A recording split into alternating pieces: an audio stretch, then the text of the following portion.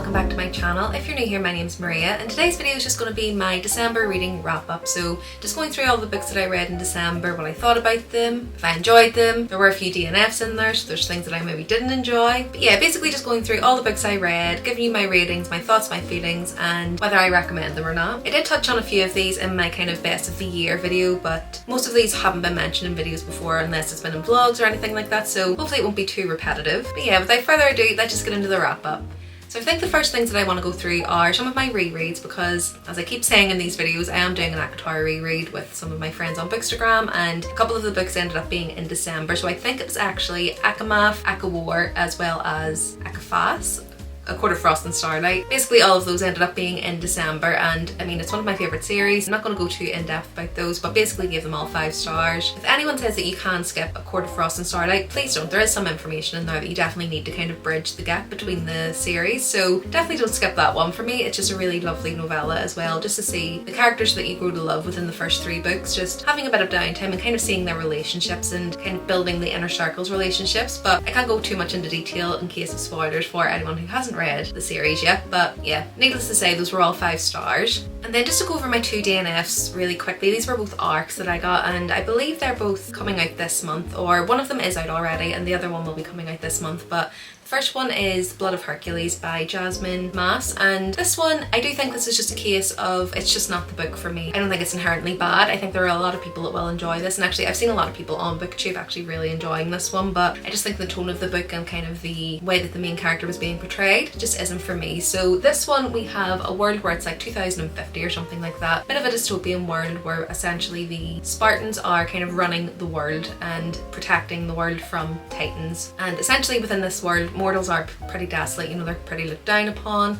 We've got this girl who has been pretty mistreated for her entire life. She was an orphan from quite a young age, taken in by this foster family who basically mistreated her. But one day she ends up getting invited to join this Spartan academy to undergo a harrowing test to try and get into the academy and train with the Spartans. And the story kind of goes from there. I don't want to give too much because there are a few spoilers in there, but essentially it's a story about a girl kind of going to this academy, trying to fight her way through. There may be some secret kind of abilities that she doesn't know about when she gets there, and that all really intrigued me. It was something I thought I would really enjoy, especially because it has ties to kind of the ancient Greek mythology, and that was present in there. But I do think for me it was just the tone of this book just wasn't for me. It was very modern in terms of the language, modern in terms of the way the character was speaking, and just for me it just didn't mesh with what I was expecting from this book. And I think if you like very sarcastic but in a slapstick kind of way, where it's very in your face sarcastic humour, you probably will enjoy this one. For me it was just a little bit too much. It was a little bit too frequent and it was taking me out of the story. So I do think it's definitely a me problem rather than a book problem, because I know there's a lot of people who have really enjoyed this, but for me personally it just wasn't the type of book I usually enjoy. And it was quite similar with the next one, so Cruel is the Light by Sophie Clark. And in this one we have kind of a world where basically the Vatican has taken over and controls the entire world, because a demon came down and God essentially fought from the Vatican and is now kind of held there as this entity. So basically everyone is ruled by the Vatican within this world. It's kind of war torn, but it is very much our world, but again a bit of a dystopian story with this one. And in this one we have a little bit of forbidden love. We've got a foot soldier who has just been in the war and has kind of fled because of the things that he's seen and because of his trauma from that. And then we also have a demon hunter who, if you kind of think of the shadow hunters, she is basically kind of that same thing. So basically this person who has elite powers to tackle these demons and to kind of protect humanity from them, and they're kind of thrown together within this storyline. And the thing that didn't work for me with this one was just that from the very start it was quite insta-lovey, and just again personally that's not something that I kind of vibe with. It does take me out of the story a little bit if the affection and care and love is just too soon into the relationship. I don't mind if there's lust or attraction, because obviously that is quite a reality where you can have insta lust, but when it seems to be as if it's a lot deeper, where they're kind of questioning why they care so much about this person, it really just isn't a trope that I enjoy. And I think for this one as well, another problem I had was sometimes the writing felt a little bit clunky, where we would have characters in a certain situation and all of a sudden they'd be somewhere else, but it wasn't a clean transition. For me personally anyway, I found myself kind of rereading sentences just to see, did I miss something? How did we end up here? And then also I do think that it was written in quite a way where it was confusing whose inner monologue we were following, because a person would speak, and then it would follow with an inner monologue, but it was an inner monologue for another character, and it was just a little bit confusing, a little bit clunky, and it didn't quite feel as smooth as I would like it. So this one I think is a bit more of a soft DNF because I really love the world that she had built there. I really love the concept, and the writing, while it was clunky at times, it was quite pretty as well. So that one's probably a bit more of a soft DNF. I do think that maybe if I revisit that one, I might be able to enjoy it a bit more, but at the time I was reading it, I just decided to DNF it because I wasn't enjoying it and it was really becoming a slog to get through. So yeah, that's all the rereads and the DNFs that I had for December. So let's just go into the new books that I ended up reading. And the first one was Spectacular by Stephanie Garber. So this is a novella within the Clara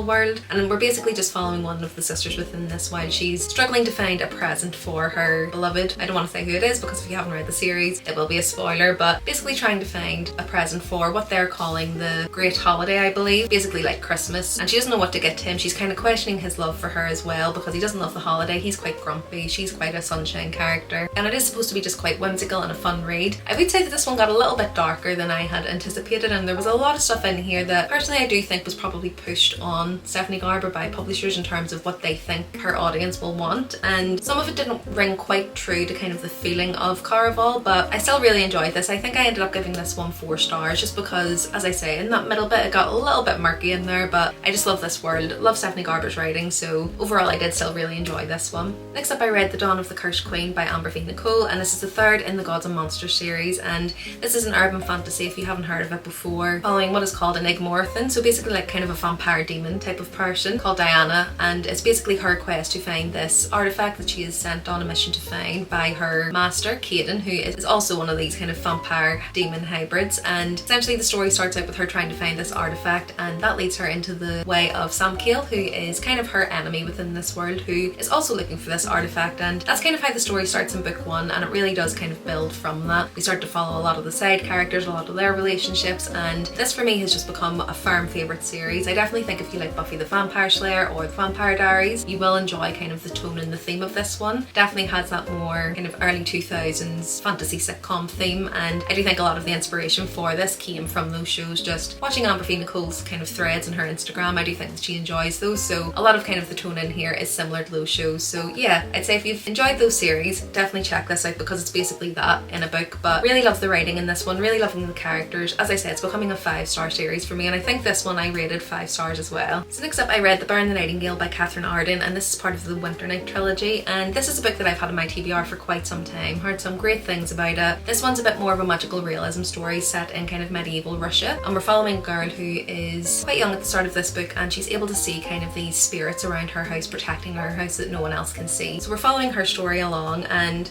within this one there is quite a lot of darkness in terms of the themes in here, but it's done in quite a light way, so it feels quite whimsical when you're reading it, but there are quite heavy themes in here, so a lot to do with kind of religion and conversion to religion and organised religion, kind of warring with that within your mind, pushing away from kind of pagan ideals. Obviously there's a lot of discussions around women at the time and how they were treated, how they were supposed to act and things like that, so there was a lot of that in there, but it didn't feel heavy when you were reading it. And I think with this one it was slightly different than what I was expecting. It was a lot more slice of life than I had expected, and the magical elements in here were quite minimal, so I would say if you're not someone who's usually into fantasy or magical realism, this one probably will still be enjoyable for you because it's a lot more historical fiction, I would say, than historical fantasy. There are the little fantasy elements in there, but it didn't feel too prominent within the story. It just kind of gave that air of mystique around what our main character was able to see. I really enjoyed the FMC within here. I thought she was charming and funny and was working with a kind heart. She was a little bit not like other girls, but I do think that it was done in a way to kind of show how she was pushing the boundaries of society rather than trying to set her apart from the other people within the town. So really loved following her story. And I ended up rating this one 4 stars because at times it felt a little bit slow, and I do think that the slice of life kind of narrative did have a slower pace than maybe I was expecting with this one, but it didn't take away from my enjoyment as such. But I would say just because of that, because of the pacing and because of kind of no action really happening until maybe the 70 to 80% mark, it did feel a little bit slow at times. So that's the only reason it wasn't 5 star, but I really loved the writing, really loved, as I say, following the FMC within this one, so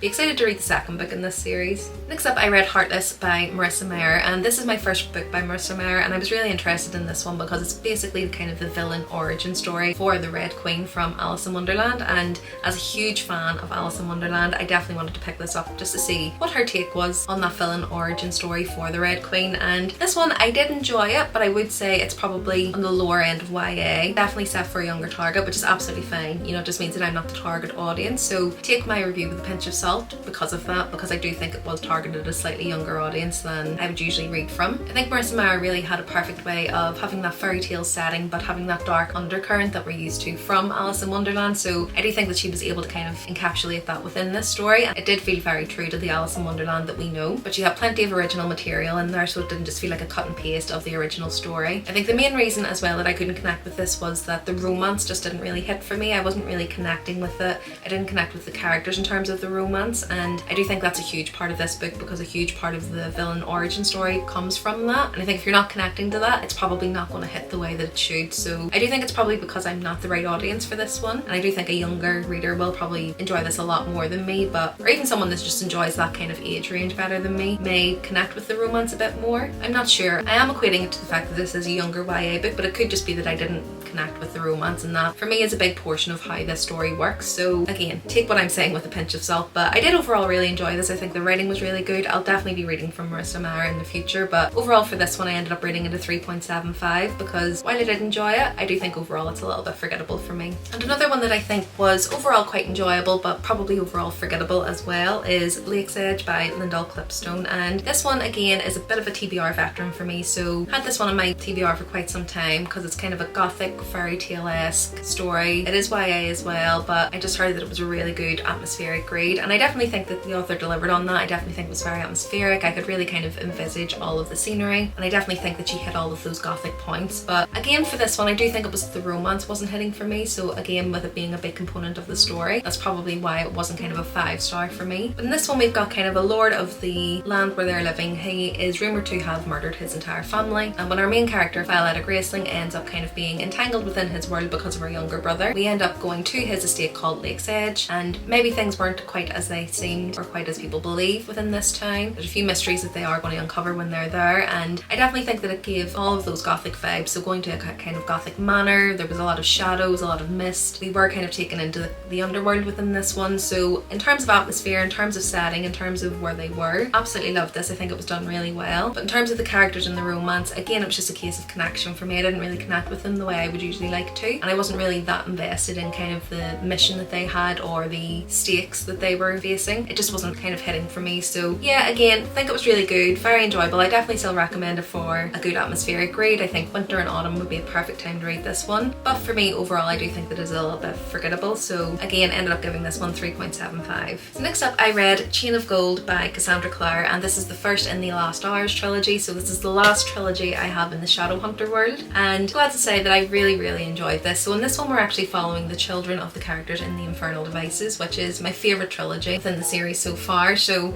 was really highly anticipating this one. But I really loved the new characters that we got to see in here. It's kind of set in the early 1900s, so that's the kind of time period that we're in, so a bit more of a historical fantasy, but I really loved the new characters in here, and we also got to see some of my favourite characters from the Infernal Devices as well. So yeah, overall really enjoyed this one. I mean, Cassandra Clare does not miss for me. If you're looking for angsty kind of forbidden love or unrequited love or love triangles or anything like that, her character work and her kind of relationship work is top tier. Really elite, really love it. Definition of slow burn for most of them as well. So yeah, really enjoyed that. I did give this one 4 stars because I wasn't as invested in the mystery in this one. So with these Shadowhunter books you usually have kind of relationships between the characters and their love stories and things like that, but there's always kind of an undercurrent of a mission or a mystery or something like that that you have to uncover within the books, and this one I just wasn't as invested in the mystery as I have been in previous books, but the way this one ended I'm definitely intrigued to see where it goes. So yeah, overall 4 stars for this book, but highly anticipating the next book, and again highly recommend this series overall.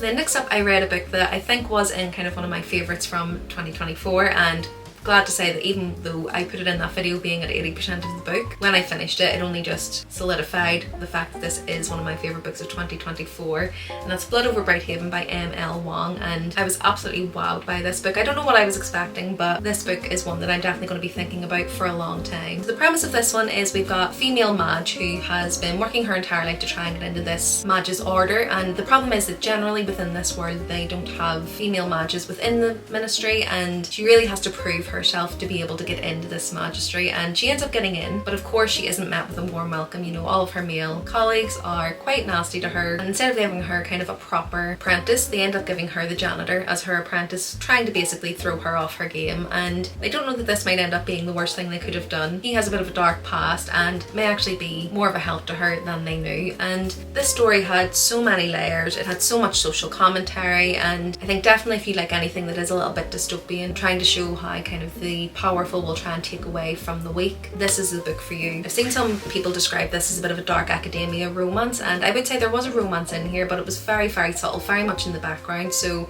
don't go into this thinking it's going to be very romance heavy, because it's definitely not. It's much more about the world that's been set up here, about the magic system. The magic system was really interesting. It kind of worked with almost like these typewriter machines, and they were essentially taking energy from this unknown entity to fuel the town. And yeah, I just thought it was really unique, really captivating, and really kept me interested and intrigued in the story. I think the character arc in here of our main character Siona, so at the start of this, to be honest, she's not a very likable character. She's not kind of a protagonist that you're rooting for straight away. I think a lot of her inner monologue is kind of conflicting what we would probably believe moralistically. So for me, she definitely wasn't kind of your expected FMC in one of these books, and I just think the arc from her at the start up until the end, we are really rooting for her and you really are invested in her and end up loving her by the end of this book. Second to none, absolutely love the character work in here. I just think the pacing, the world building, the writing, everything in here was just amazing. So this definitely won't be my last ML Wong book. And I think initially I gave this a 4.5 because at the start it was a little bit slow to get into, but upon reflection and with how much I've been thinking about it,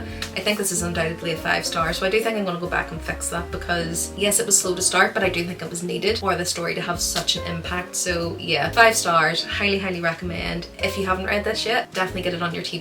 So next up, I read One Day in December by Josie Silver, and this was a book club pick for the book club I have with my mum, my sisters and my niece as well. So we decided to read this because it was quite a wintry romance and we just wanted something light and fluffy for our December TBR. And with this one, I ended up enjoying this one. I gave it a 3.5, and with this one we're following Laurie, who basically doesn't believe in love at first sight until she sees a boy at a bus stop and cannot stop thinking about him. She spends a bit of time trying to figure out who he could be, where he could be, trying to meet him again, but ends up giving up and kind of moving on with her life. But fate has other plans and she may see him at some point within her future. And essentially we're just following their story along. It gets quite convoluted, it gets quite complicated, kind of right person, wrong time. And I ended up really enjoying this one, but there were a lot of aspects of the story that made it hard for me to root for the main protagonist. And unfortunately I can't really say what it is without giving spoilers on where the story goes, but there was just a few things that just for me personally I don't enjoy within a story, and a few tropes that were used that I just don't enjoy, and yeah, it just made it hard for me to root for the characters and for the main protagonists. The writing was a little clunky at times in terms of there's a lot of time jumps and a little bit of telling without showing, and again it just made me not be able to connect with the characters as much as I would like to. So that may have fed into me not really rooting for them as much as you would probably want to, but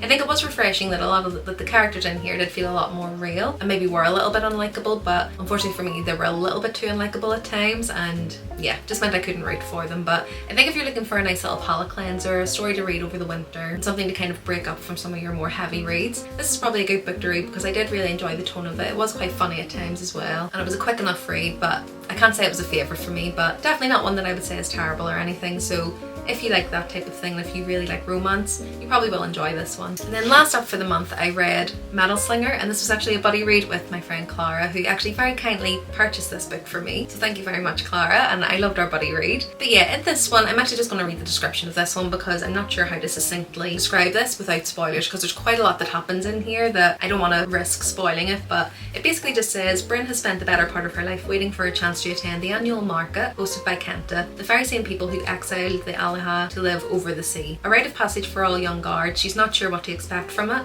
but breaking a century-long peace treaty certainly isn't on the map. Neither is her encounter with the enemy soldier. Returning home to Alahas, she's confronted with the aftermath of the day's events. The future is uncertain as the threat of hunger looms over the people, with rumours of a growing rebellion. Bryn and her closest friends promise to stick together. When an unexpected visitor arrives, Bryn's loyalty will be tested as she learns of a world of magic and treachery. Once her enemy, always her enemy, right? But the dark knowing eyes of a stranger make her question everything, including her heart. So obviously we've got a bit of a romantasy here. It's a bit of a potential enemies to lovers. There's questioning of allyship, on loyalty, on everything that she knew, and I do think that there was a little bit of a cookie cutter kind of romantasy setup here, but let me just say the ending of this is worth it. It's definitely worth it. There was a little bit in there where I was thinking, this is a little bit dragging along, this is a little bit predictable. I think I know what's going to happen, you know, the foreshadowing's there. I got it wrong. I definitely got it wrong, and the last 10% of this was just, yeah, it was really good. So all along I was kind of going to give this a 4-star. I was really enjoying it. I was enjoying the romance. I could kind of see the romance building between the two characters here, and even though it felt predictable, there's a twist at the end that I definitely wasn't expecting, and a lot of people have said that they didn't like the way the twist went, but I actually did. I enjoyed the way it went. So not sure if I said, but this is Metal Slinger by Rachel Schneider, and yeah, really enjoyed this one. Ended up bumping it up to a 4.5 because of the ending, and really glad I managed to squeeze this one into 2024.